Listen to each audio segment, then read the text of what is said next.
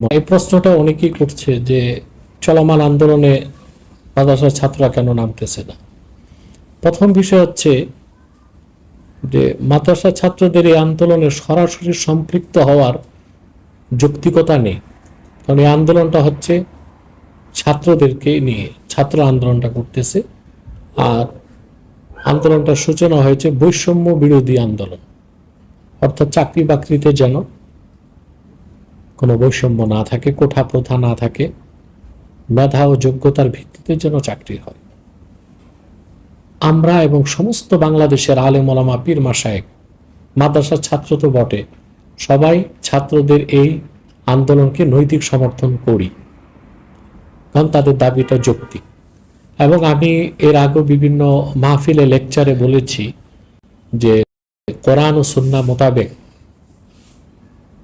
ছাত্ররা যে আন্দোলন করে যাচ্ছে, বৈষম্য বিরোধী আন্দোলন, এটা যৌক্তিক।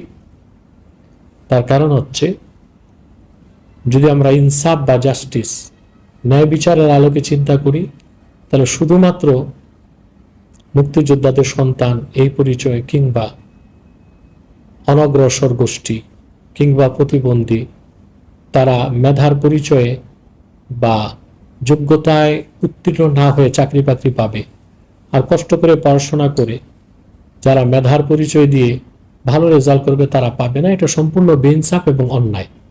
সেজন্য শরীয়তের দৃষ্টিকোণ থেকে আমরা ছাত্রদের এই দাবিকে সমর্থন করি, এবং নৈতিকভাবে সকল আলেম ওলামা পীর মাশায়েখ, মাদ্রাসার শিক্ষকগণ এবং ছাত্রগণ এটা সমর্থন করে। এখন সরাসরি আন্দোলনে তারা যাচ্ছে না কেন? কারণ যারা মাদ্রাসার ছাত্র, বিশেষ করে কবি মাদ্রাসা কেন্দ্রিক, তাদের তো কোনো চাকরি বাকরির সুযোগ নাই। কারণ তারা যতই পড়াশোনা করুক, রাষ্ট্র তো তাদেরকে কোনো সরকারি চাকরিতে নিবে না। অতএব তাদের সরাসরি আন্দোলনে সম্পৃক্ত হওয়াটা অযৌক্তিক হয়ে যায়। বাকি দ্বিতীয় বিষয় হচ্ছে, মানবিক কারণে তো এই আন্দোলনে তারা আসতে পারে, যেহেতু এই আন্দোলনটা এখন জাতীয় আন্দোলনের রূপ নিয়েছে। সকল পেশা, সকল শ্রেণীর মানুষ এই আন্দোলনকে সমর্থন করছে। সেই দৃষ্টিকোণ থেকে মাদ্রাসা ছাত্রদেরও এই আন্দোলনে আসা উচিত ছিল, কিন্তু আসলে আন্দোলনকারীদের উপকারের চেয়ে অপকার বেশি হবে। কারণ হাজার হাজার লক্ষ লক্ষ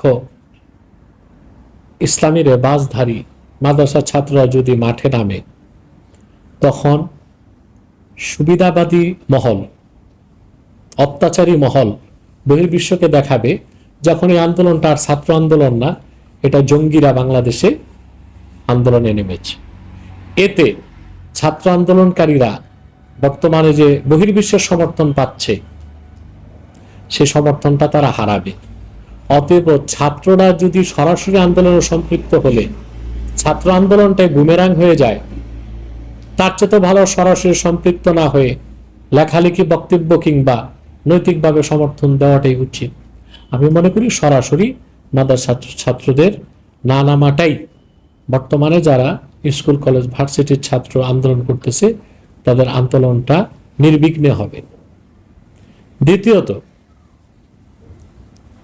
13 সালের 5ই মে বাংলাদেশের লক্ষ লক্ষ মানুষ, শুধু মাদ্রাসার ছাত্র না, সকল বাংলাদেশের যত পেশাজীবী, তারপরে শ্রমজীবী, কৃষিজীবী, এমনকি আওয়ামী লীগ বিএনপির লোকও 13 দফা দাবি আদায়ের জন্য মাঠে নেমেছিল 5ই মে। তো 5ই মে তো শাপলা চত্বরে আমার যে বক্তব্য, এটা দেখেছে মানুষ, এবং আল্লাহ ভালো জানেন আমার বক্তব্যটা সবচেয়ে বেশি প্রচারিত হয়েছিল। আমি তো তখন ছিলাম শাপলা চত্বর। সেদিনও তো প্রচুর পরিমাণ আলেম ওলামা, মাদ্রাসার ছাত্র শাহাদত বরণ করছে। এখন যে ছাত্র আন্দোলনের পক্ষে বুদ্ধিজীবী মহল, শিক্ষক মহল, সাংবাদিক, নায়ক নায়িকা, গায়ক গায়িকা সবাই এই আন্দোলনে সমর্থন দিচ্ছে, দুঃখ প্রকাশ করছে, এবং এটা অমানবিক নির্যাতন হচ্ছে ছাত্রদের উপর, নিরীহ মানুষের উপর। তো 5ই মে যারা শহীদ হয়েছিল তারা কি মানুষ ছিল না? তখন এই বুদ্ধিজীবী মহল কোথায় ছিল? শিক্ষকরা কোথায় ছিল? কবি সাহিত্যিকরা কোথায় ছিল? তাকে ন্যূনতম প্রতিবাদ করেছিল অত্যাচারীর বিরুদ্ধে, জালেমের বিরুদ্ধে ন্যূনতম প্রতিবাদ তো তারা করে নাই।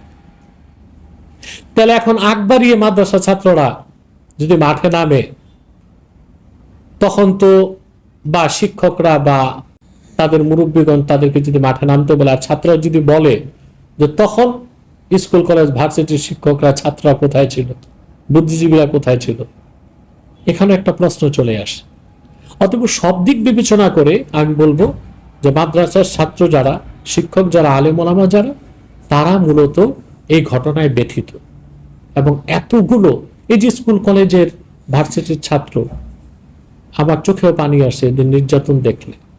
এটা তো আমাদেরই সন্তান। এবং মাঠে ময়দানে আমরা যখন যাই ওয়াজ মাহফিলে, তো হাজার হাজার মানুষ আসে, 10% তো বৃদ্ধ মানুষ আসে না, সবই যুবক কিশোর। এরা অধিকাংশই হয় স্কুলের ছাত্র নয়, কলেজের ছাত্র নয়, ভার্সিটির ছাত্র। আমরা তো মনে আশা রাখি এদের মাধ্যমে বাংলাদেশে ইসলামী হুকুমত কায়েম হবে আগামীতে। অতএব এদের উপরে নির্যাতন নিপীড়ন আমরা আসলে মুখ বুঝে সহ্য করতে পারি না। আমাদের হৃদয়ে রক্তের ক্ষরণ হচ্ছে, এবং আমরা আমাদের অবস্থান থেকে যতটুকু নৈতিক দায়িত্ব হিসেবে করা দরকার ব্যক্তিগতভাবে আমি করে যাচ্ছি।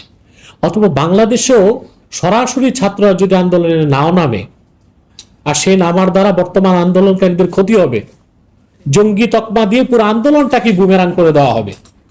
অতএব সরাসরি না নেমে ছাত্রদের পক্ষে, মজলুম ছাত্রদের পক্ষে মাদ্রাসার শিক্ষকদের, ছাত্রদের যা যা করার তা করা উচিত বলে আমি মনে করি।